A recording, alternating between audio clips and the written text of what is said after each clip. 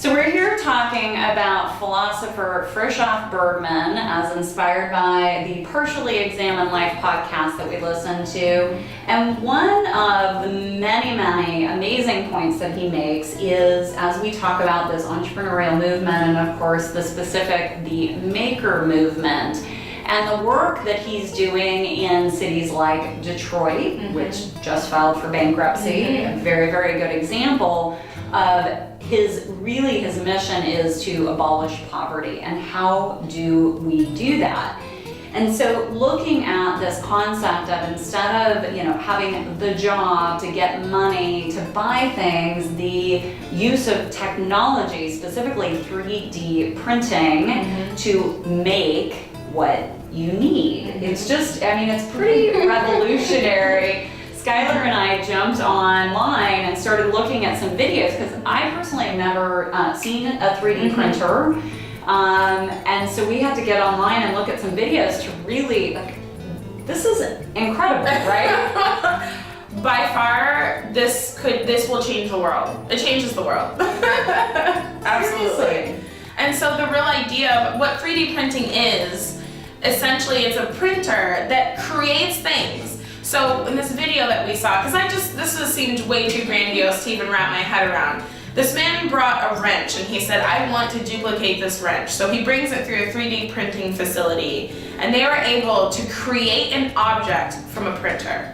So imagine what this could look like in third world countries where it's all about having access to things and resources are not evenly distributed. We all know that. But now in a third world country, if you need some sort of tool or resource to create something or to do something, all you do is print it. It's incredible. And his concept of creating a gathering place, as we know it now, a co-working space, or he makes reference to an internet cafe, so to speak, but a place in one of these communities where people can come. We're not suggesting that everybody in their home, their hut in a third world country is going to have a 3D printer, but to your point, just access to that to make what we need. This is a game changer. By far. And we've seen it, obviously everything's going to take a dark side too. So we've probably heard some reports around people making guns out of these printers as well, plastic guns that can't be detected through metal detectors. So there's of course always a dark side to things as well. But the upside again is make what you need. So some of this work he's doing in Detroit, I'm really excited to continue to read about. I've only skimmed the surface. But it really is a game changer. And instead of having to wait for some sort of resource or something that you need and paying money and getting it from someone and having to wait, God knows how long in order to get that, you have instant access to what you truly need to survive or to create a business. It's really thought-provoking. So last question on this, and we're speculating of course, but what does this do for a company like Amazon? Right? Yes, really? Absolutely. They're spending, zillions of dollars in some of the, how to get things to you the quickest as possible, building all these local warehouses, so to speak. And they're testing out, I think it's in San Francisco, where you can order it and get it by the end of the day. It's not even just next day or 2 day shipping. It's you can get it that day kind of thing. This, if I was Amazon, I'd be a little bit afraid of this 3D printing world, because that, you've now disintermediated anything, right?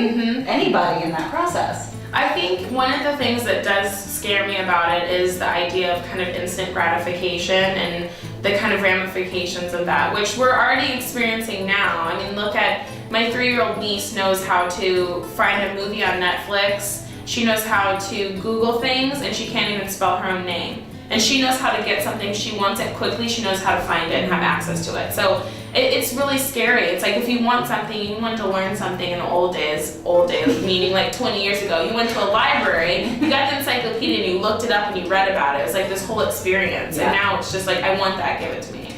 So in some ways, that's what I'm fearful of. I totally see your point, but be that as it may, it's the world we live in, and we either adapt or die, right? Or die. So, and let me just bring it back to education.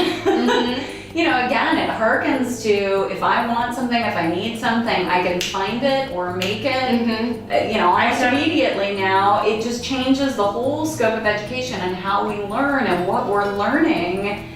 I mean, completely. And thinking about the digital divide too, you know, how so many people, especially in rural places in the world, don't have access to technology at all.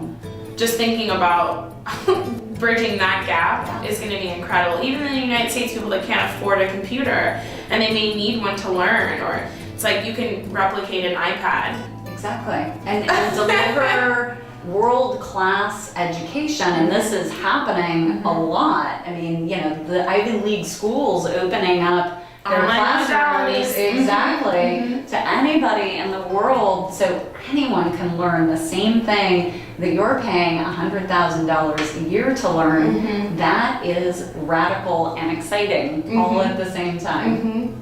I can't wait to see the kind of the global shift and access to education and resources that people truly need and deserve. Yes. They just haven't been able to have, and how that's going to impact the world. It's going to be incredible. I'm excited.